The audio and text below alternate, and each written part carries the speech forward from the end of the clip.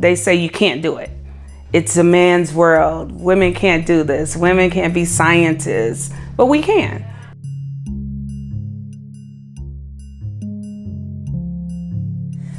In the Milwaukee area, I would love to make an impact for more environmental awareness.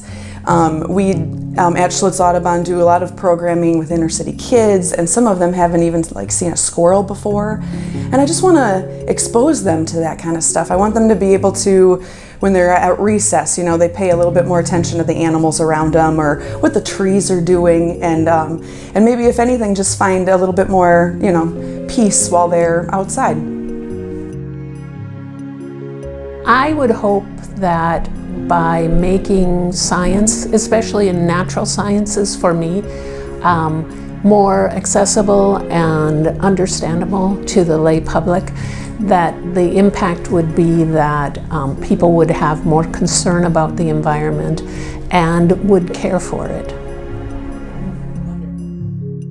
The changes I would like to see for women in the STEM workplace would definitely revolve respect and equality. From my own personal experiences, we've learned that we've come a long way, but we still have a much longer way to go. And so that comes from top down. That comes from these companies, these corporations, whoever the superior is, and the way it trickles down, creating the flexibility, creating the autonomy, allowing us to balance work and life, balance work and social commitments and family commitments, but really being able to earn the respect and getting the respect that we deserve for the intelligence that comes along with it.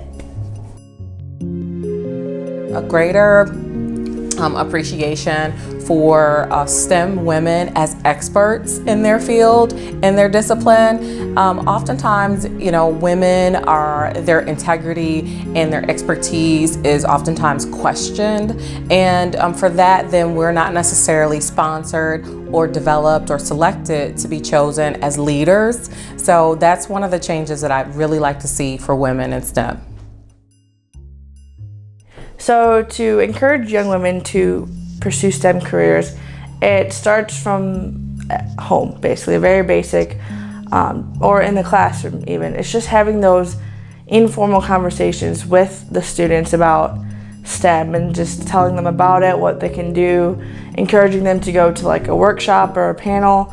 It's that one-on-one conversation, because they can go to huge panels and events and have people talking at them, but when they're in a crowd of, whether it's a crowd of 10 or a crowd of 1,000, they're not going to get that sense of, I can do it, I can do STEM. So it's just having that one-on-one conversation with them in the classroom, at home, in a coffee shop, whatnot, and telling them just what you can do and the potential they have.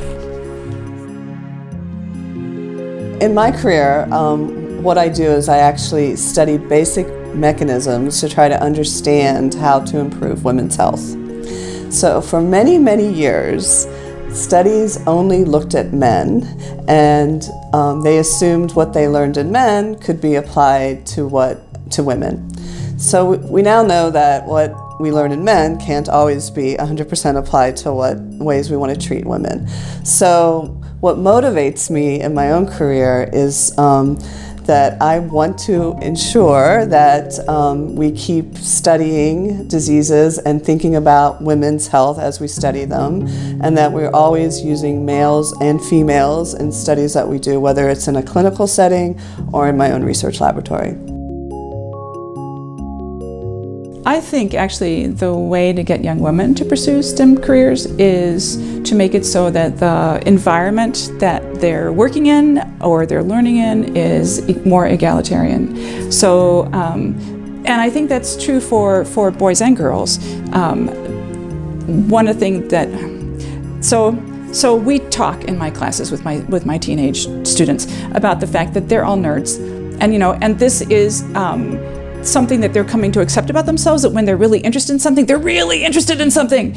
And other people think that's weird, but they're really interested. And so that whole ability to be really interested in something and having that be okay, and having not knowing something be safe, and being able to fail and it's all right. I think that's something that both men and women need to learn how to do, and need to how to do in a way that's really supportive of each other. We can support women working in STEM by just continuing to shine a light on unconscious bias where it exists in our workplace and our world in general, and continue to create a world that's very inclusive and a workplace culture that everyone can come to work and do their best work. What has motivated me to excel in my STEM life, I guess, is just the fact that they say you can't do it. It's a man's world. Women can't do this. Women can't be scientists, but we can. We can, and we can do it well. Education and training for everybody works the same way. And another thing is, it's like, I come from a family that, I was born to teenagers. So I told myself I had to be bigger than what society would say. Hey, she's a teenager, she's gonna be a teenage mom, she's gonna be this, she's gonna be that. And I didn't want any of those, I don't know what to call it, obstacles or stereotypes on myself. So I just wanted to prove to the world that I can change the pattern of how life is. If you would have asked me maybe 10 or 15 years ago what would inspire, encourage, or motivate me in the STEM career, it would have been the ability to start my own engineering firm and to just see those projects that we could have, in our office, to design, to have built in the field, to make a difference, again, for water quality, because that's all about what we do. But now things have really changed in my life and what I see is really important. And now I think what inspires me every day is my staff. I have, at the moment, all female engineers. I didn't plan it that way, they just happened to flock over to our office. But to be able just to help them spread their wings and grow as, as women, as designers, as engineers, and to, help to inspire them, to motivate them, really motivates me. That's all of it.